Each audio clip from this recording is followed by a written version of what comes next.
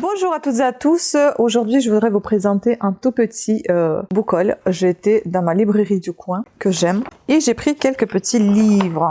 Normalement le passage suivant j'ai 15 € offerts pour mes livres, donc j'ai pris des livres qui sont un petit peu sales. Comment ça se fait ça? Bref, je vais vous montrer tout ce que j'ai pris, c'est que des tout petits en général. Il y en a deux qui sont plus ou moins importants de taille. Donc on a Inédit Poche, donc ça n'existe pas au brochet finalement. Là où le bonheur s'est envolé, Lisa Jewell. Ce que j'aime cette autrice aux éditions Hauteville. Qu'est-ce que j'aime cette édition également. Nous sommes ici pas loin de 450 pages. C'est toujours des livres très très agréables, donc ça fait suite de livres de Lisa Jewell que j'ai à la maison déjà. Même les familles parfaites ont leurs secrets. La famille Bird peut-être, vit dans une jolie maison des Cornouailles, un décor de cartes postales, et il y coule des jours heureux. La mère hippie, la père bon vivant et leurs 4 adorables enfants sont décidés à faire de chaque instant de leur vie un éclat de joie. Jusqu'à ce qu'un certain dimanche de Pâques, la tragédie s'invite sous leur toit, dans les combles de leur grenier. Ce choc dévastateur déchire peu à peu les Birds, rongés par leurs secrets et les non-dits. Les années passent et les enfants quittent le nid. Soudain, la famille n'existe plus. Pourtant, un événement va les ramener vers la maison de leur enfance et vers ce qui s'est réellement passé ce fatal dimanche de Pâques. Ouh, des frissons sont garantis. Donc, l'histoire captivante d'une famille qui cherche à retrouver une paix perdue depuis longtemps. On a un avis ici de Jojo Moyes, brillant, intelligent et merveilleux. De Daily Mail, tout simplement éblouissant. Et Red, ce roman se dévore d'une traite. Et ça, j'adore. Voilà, de toute façon, Lisa Jewell, j'ai lu qu'un seul bouquin d'elle, mais j'adore ce qu'elle écrit, comment elle écrit.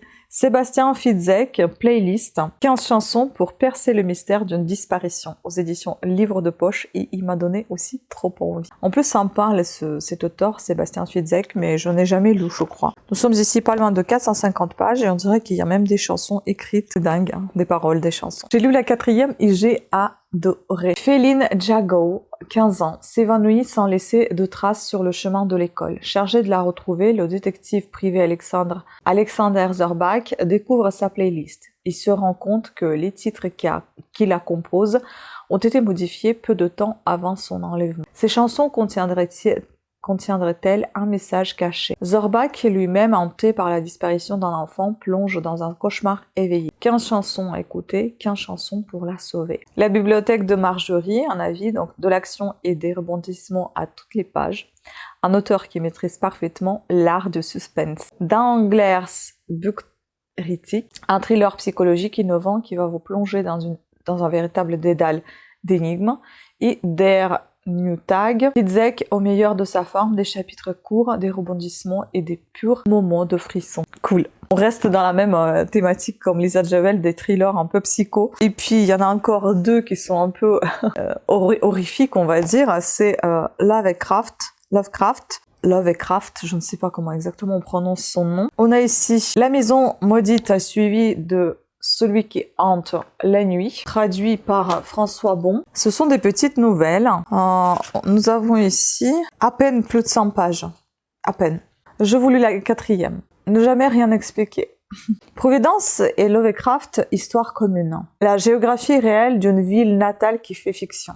Ainsi de cette maison d'apparence ordinaire, toujours 6 Benefit Street, au flanc de la vieille colline universitaire. La porte de cave donnant sur la rue. Et l'horreur gagne la pleine ville. Au loin, ce clocher.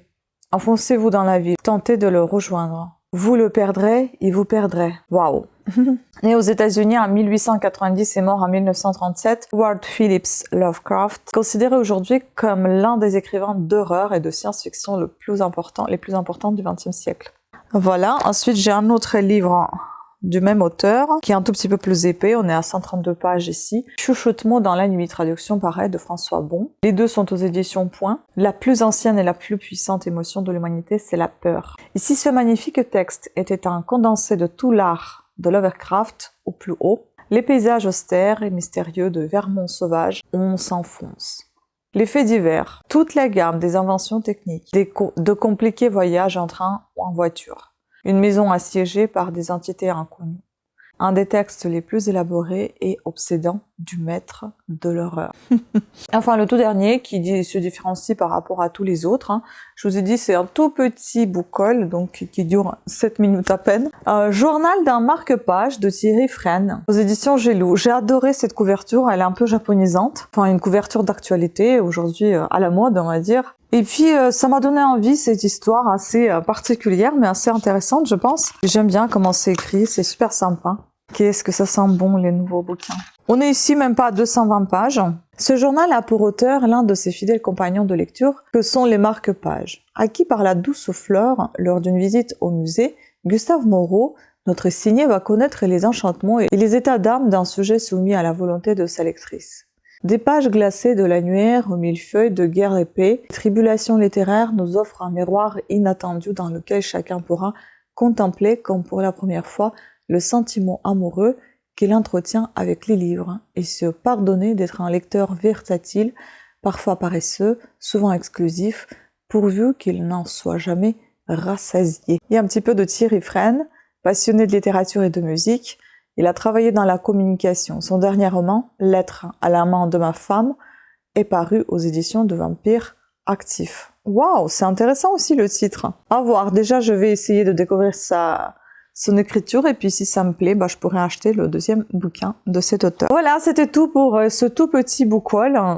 Je continue à lire les livres, je ne vous dis pas lesquels puisque peut-être que ce point de lecture sortira sur ces livres que je suis en train de lire beaucoup plus tôt que ce book haul, donc ça sert à rien de vous dévoiler ça. Je vous embrasse, j'espère que vous avez apprécié ce book haul, peut-être que vous connaissez ces auteurs, même sûrement. Et peut-être que vous connaissez certains de ces livres. Si oui, vous pouvez toujours partager tout ça en commentaire. Sur ce, je vous embrasse. Je vous remercie énormément pour votre attention et je vous dis à très bientôt. Ciao. Bonne lecture.